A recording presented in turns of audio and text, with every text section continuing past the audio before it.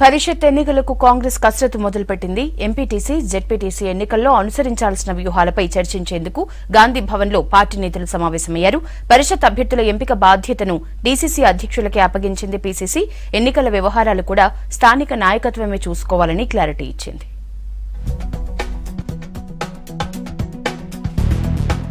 MPTC, ZPTC ఎన్నికలకు Congress party సిద్దమవుతోంది. పరిషత్ ఎన్నికలకు నగారా మోగడంతో party నేతలు వేగంగా పావులు కదుపుతున్నారు.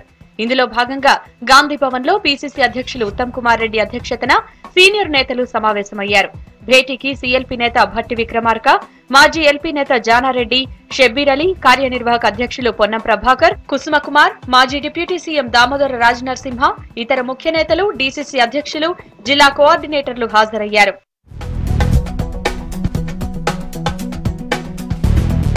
స్థానిక ఎన్నికలకు సంబంధించి జిల్లా పార్టీ అధ్యక్షులకు పూర్తి అధికారాలు కట్టబెట్టింది పీసీసీ.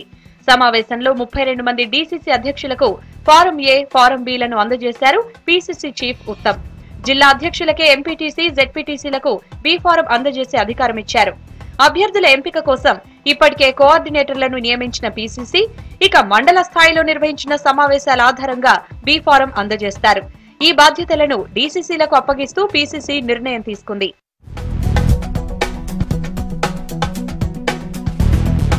బి ఫారం పొందిన అభ్యర్థి 20 రూపాయల ప్రమాణ పత్రం ఇచ్చేలా ఒక అఫిడవిట్ కూడా రూపొందించి డీసీసీలకు అందజేసింది పీసీసీ.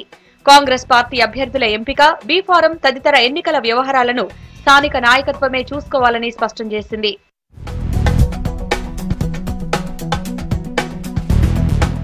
మరోవైపు పార్టీ ఫిరాయింపులపై కూడా సమావేశంలో నేతలు చర్చించినట్లు తెలుస్తోంది.